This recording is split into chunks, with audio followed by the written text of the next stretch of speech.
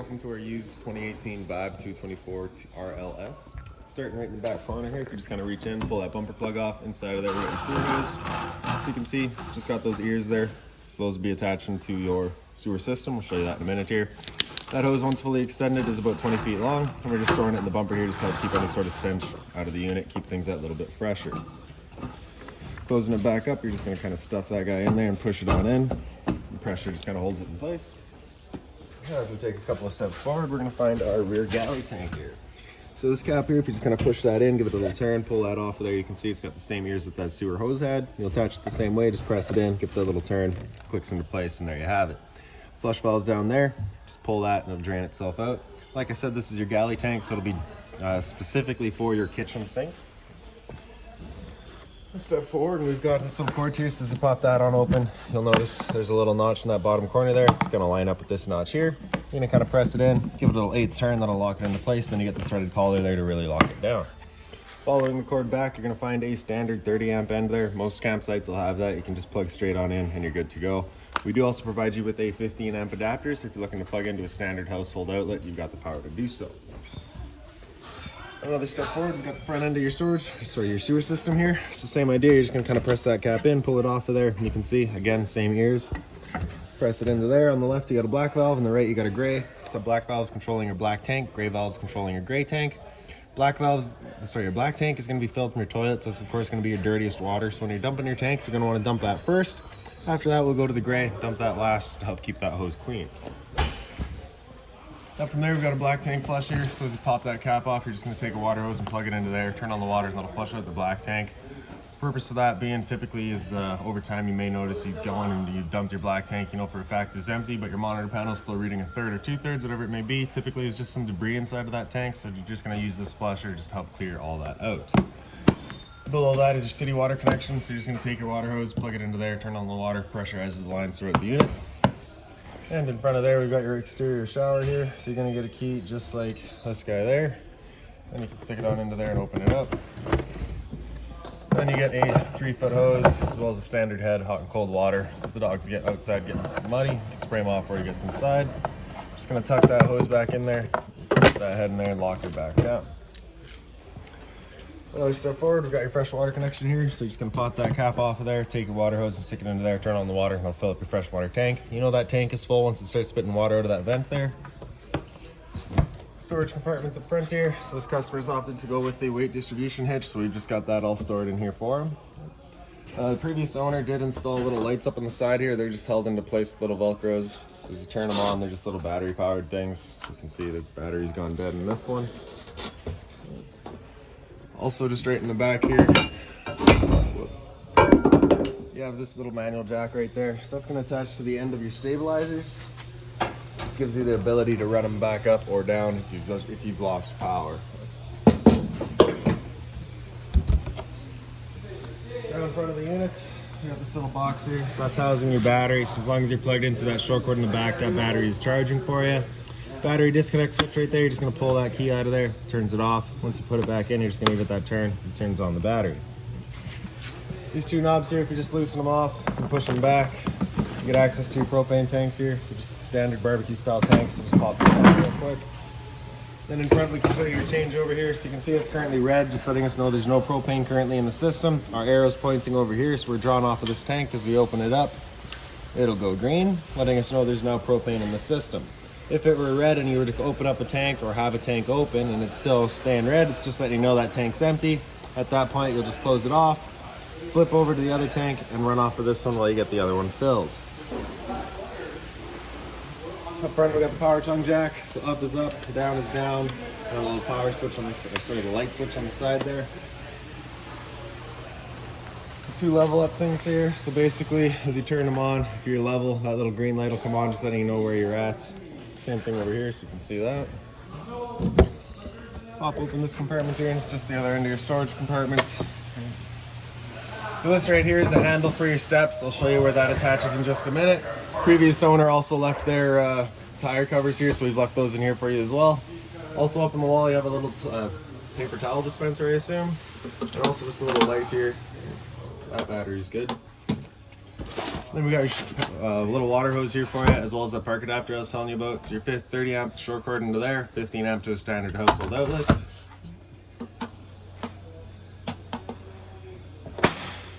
Alright, down below that we've got a solar panel plug-in, so just a 2-prong plug would go into there to start charging your batteries.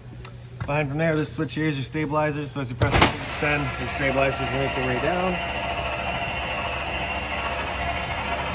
Now these will not level the unit, they just stabilize it, and as we'll show you right here, right, so the one side will go before the other, so it's not going to level.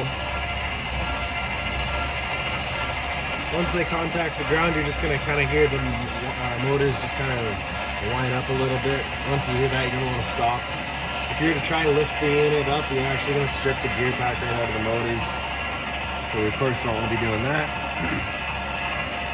While they're going, that little valve right there is just your freshwater tank drain. So as you can see, that's opened up. We've got that freshwater tank drained out. Before you fill it up, you of course just want to close it off.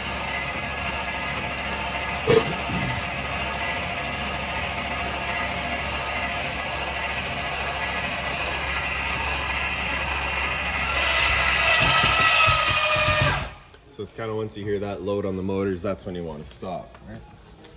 Taking our steps back, got another leveler right there. Back here we just got the service port for your fridge, nothing back there for you to worry about, it's just for us really. Below that we've got the exhaust for your furnace, so if you're ever running a furnace you just want to make sure that's not blocked off, it does get hot. Up from there we've got your exterior speakers, right in between them we've got this stove vent here. So first, propane stove is putting off fumes whenever you're using it, so you want to make sure this flap here is opened up so that our fan inside can evacuate those fumes. Down from there, we've got a GFI protected outlet, resets just inside the unit, and below that is your cable and satellite outlet. Right, so if you want to have a TV outside, you got the power to do so. That guy there is just a little vent. Then we got the same sort of switch in the back here for your rear stabilizer. Around the corner, we're going to find your hot water tank, so you just get that keyway there, you're just going to line that up, you can pop it on open. So your control for turning it on with electricity is down in the bottom corner here, so you just turn that switch on, fires it up with electricity. Inside of the unit, we'll find the switch for firing it up on propane. Once we get there and use it, I will go over a reset procedure, and the button that I'll refer to is just right here. Before you go turn on the hot water tank on though, you just want to hit this pressure relief valve there. And if the tank were full, you'd get a little bit of water out of there. Seeing that water, just letting you know that it is safe to fire it up. If you're not getting the water out, then odds are it's not full. So you just want to make sure you get that water turned on and fill up that tank before you fire it up, just so that we're not running the risk of burning anything out. Locking it back on, you're just lining up that keyway, close it down. Spare tire, of course. And then on the side here, we got your satellite inlet, and below that is your cable inlet. So now we'll make our way inside of the unit. We just got a little lock box down here, so on your set of keys, you'll have a key to go into there, and it's just basically a little compartment there. So this handle just 90 degrees, falls into place, then we can open up our door. In the back here, you're gonna find a little T-handle, and it just slides into there, holds the door open for you. With the door wide open, we're just gonna take the handle, move it either side, and we can pop our steps out. And with the steps, you just have these little quick pins here, so if you need to extend or retract your legs based on your site needs, you can do so. That handle that we'd shown you is just gonna slide into there, gives you that assist handle for walking on in. And as we get in, first things first, we got your fire extinguisher down on the left there, so that's standard, pull the pin, point, and shoot.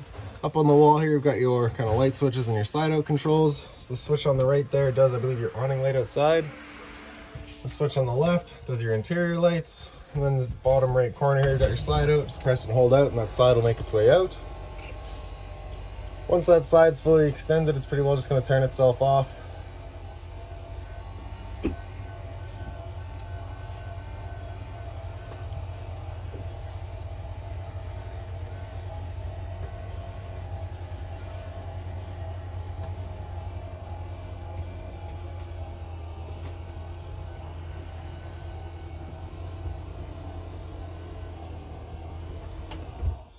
And there we go. So beside that, we got our awning. Press and hold out, and the awning will make its way out.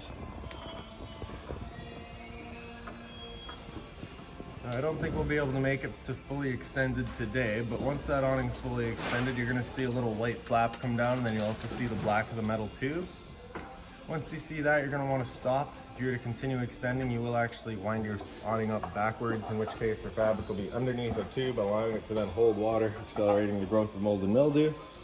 If it were to start raining, it is going to hold some water anyway, so what you can do is grab either arm, front or rear, and just kind of pull down on it.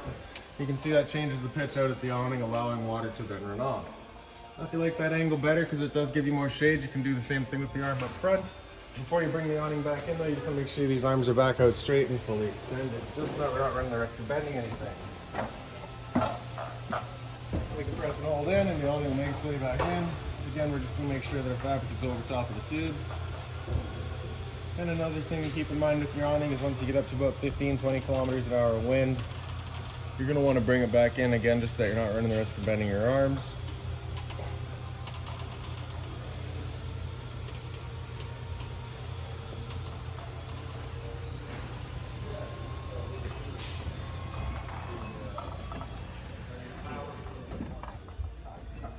There we go.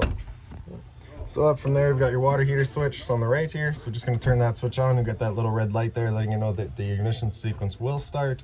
Once that sequence is started, that light will go out and it'll try that 3 times. If after the 3rd try it hasn't fired up, this light's going to come on and it'll stay on. At that point, we'll be going and using that reset button that we'd shown you.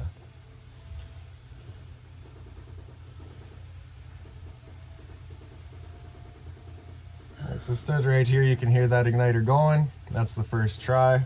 It'll try again. So this will be a good time to mention that after your propane has been turned off for a while, so if you've been away from the unit for a little bit, it can take a minute just to fire up your propane system, just because it's got to clear air to the propane lines. Perfectly normal.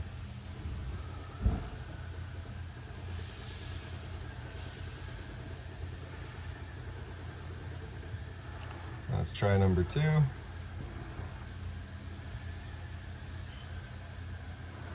So usually come this point, what I would do is I'd go and turn on a stove just to try and clear out a bit more air a bit quicker. A hot water tank specifically is your furthest from the propane source, so it will take a while. So you can actually hear the whir of the flame now. That guy's fired up, we know we're good, right? So it'd be really, if it was to finish that try and that light came back on, it's at that point you're going to use that reset button. On the left here, you got your water pump. Turn that switch on, turns on your water pump, drawing out of your fresh tank to pressurize your lines. Up from there, we've got your monitor system. So we've got battery there, so you can see we're currently G for charging, or G for good. Currently, my short cord is not plugged in, so that's why we're not charging. F would be fair, L is low.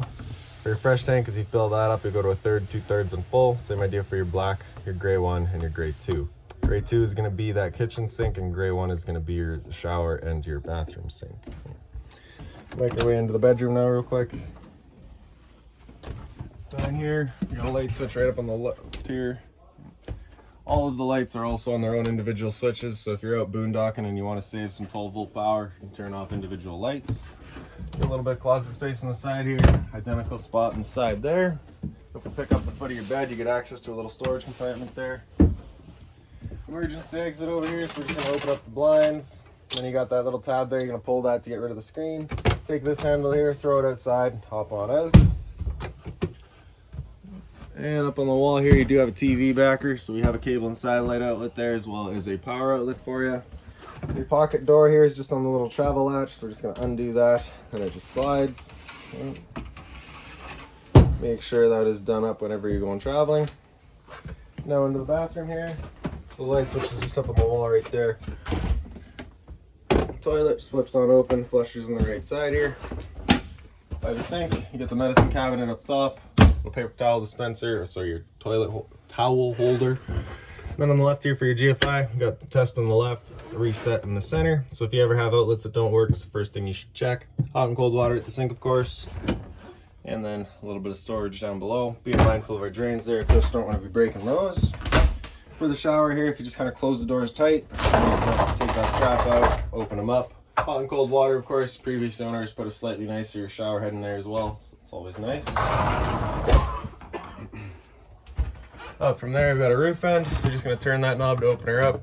Then in the back corner, you got a switch turn on the fan. There is a max air vent installed up there, so if you're looking to have this open while it's raining, you can do so. And now back in the living area here. So this is kind of our storage compartment that we have by the entrance. So you get all that storage in here.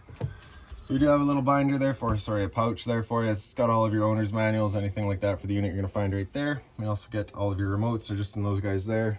And then your keys right on top of that pouch there for you.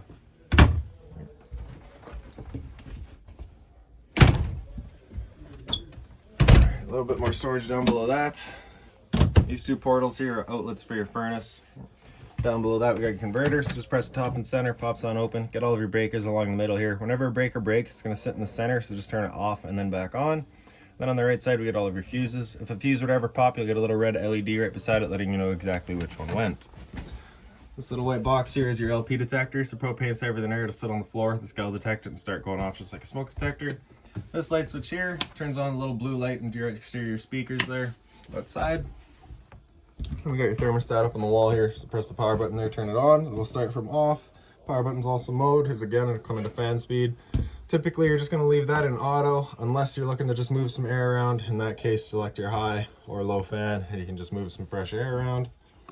Otherwise, like I say, you're just going to want to leave that in auto.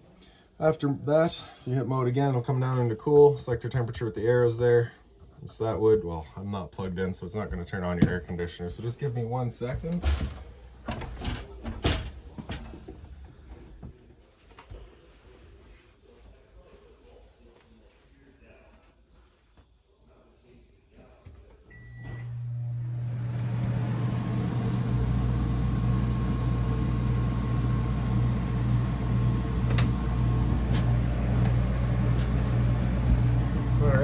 So now we've got our air conditioner going. Select our temperature with the arrows there. And then with your air conditioner going, you basically got two different options. You can have this louver here closed, in which case we're using all of our ceiling ducting to move the air. Or we can open it up and it just dumps all of its air into the living room. So when you first get out to your campsite, you're going to want to open that up, cool off this area as quickly as possible, and then you can close it off and start moving the air throughout. Hit mode again after that, it'll come down into furnace. It'll turn off the air conditioner, turn on the furnace. Again, temp selection just with the arrows. Furnace is moving its air through all the little portals that I've shown you. Hit mode again, it'll cycle down to off and just turn everything off. Up from there, we've got your smoke alarm. There you go. A little bit of storage above the entertainment area here. The TV is on a movable mount, so right behind there's a little black strap here. You're just going to pull that down, that'll unlatch it, and you can slide it on out. Swing it to wherever your best viewing is. Right behind here we've got AV cables that are all connected to your stereo already. In the center here we've got your cable and satellite outlet up top and an antenna outlet down below. So that button right there turns on that green light, also turns on your antenna. So that's just going to help clear up your signal. It'll also help clear up your stereo signal as well. Power outlet on the side over there. TV is pretty straightforward. When you're closing it, just make sure you get that click, ensures that it's latched into place. Down below there, you got your stereo there. So in the top left, you got your power button. Hit mode on the side here. You can get through all of your settings. So we get into Bluetooth and then also your FM. Knob is of course your volume. Press it, you can get in all of your settings as well. AM, FM to cycle through all of your bands. Right. And then these guys here are your Seeks. So speaker sets A and B are your inside sets. So A is actually your front set right above our heads here. B is the back two. And then speaker set C is your outside set. If you're Bluetooth connected to your phone, press that button there and you can control it, or for making a phone call. And then all your pause and play is as simple as that. Turn it back off. The dinettes here, so you just got the light up on the side, button on the side there. Your table, you're just going to kind of wiggle it up and then it'll pop out of place. Then you can take your legs and do the same thing, pop them out, lay them down. Then you've got a little ledge right here, as well as right here. You'll be laying the table down onto that, taking the back cushions and filling in the center and creating a bit of a bedding area. These blinds here just kind of sit where you leave them. Pull that knob back, slide your window open. Into the back here, you get some storage across the top, as well as little lights underneath, so they're just on their own switches. This couch here does also pull out, so if we're going to take our back cushions and just throw them off to the side.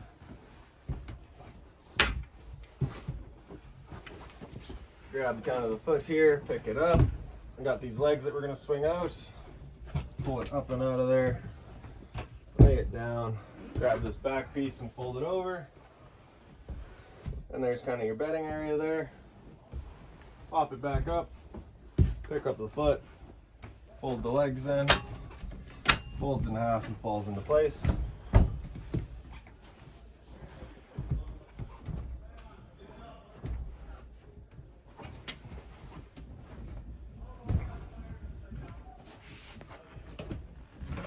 A little light switch right here, turns on a little accent light underneath. You also get the storage space over here. There's also power outlets underneath there, as well as underneath here. As well as a light there as well. Hot and cold water at the sink, of course, mobile head. This guy does pull out and you have the shower head feature as well. Again, just some more storage. More storage down below. So this guy here, we want to be mindful of our joints, but don't want to be breaking that. Little plop out storage, as well as a bit of storage space here as well.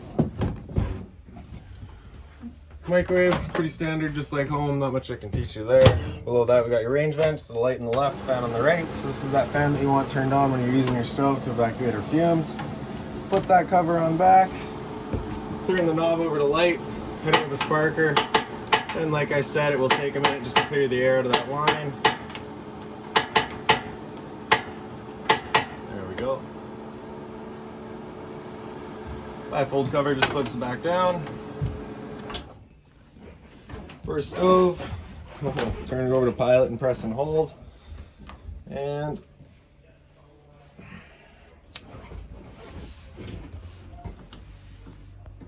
again, just as it clears the air out, that guy will fire up.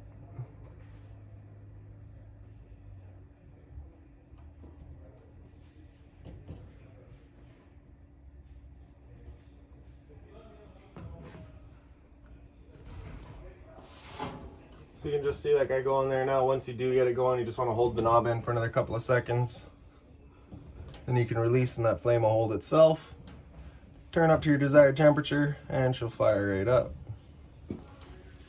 Once we're done, we can turn it back down to just the pilot and it'll hold just the pilot light for you. But if you're traveling or leaving the trailer for a while, you just want to make sure that guy's right off. For your fridge, power button on the left there, close to flush is going to be it turned on. This button on the right here with it close to flush, that's it running auto. Auto is first going to look for AC power. If it doesn't have AC power, it'll automatically flip over to gas. If you're out boondocking and you want it solely running off of gas, just have that button come out and it'll run just off of gas. Freezer up top, fridge down below. Temp selection in the back right there. So as the sticker says, down is warmer, up is colder. Return air down below that, so you just want to not be blocking that off. And really, that's about it for this unit. If you got any other questions on it, please feel free to give us a call, 204-237-7272.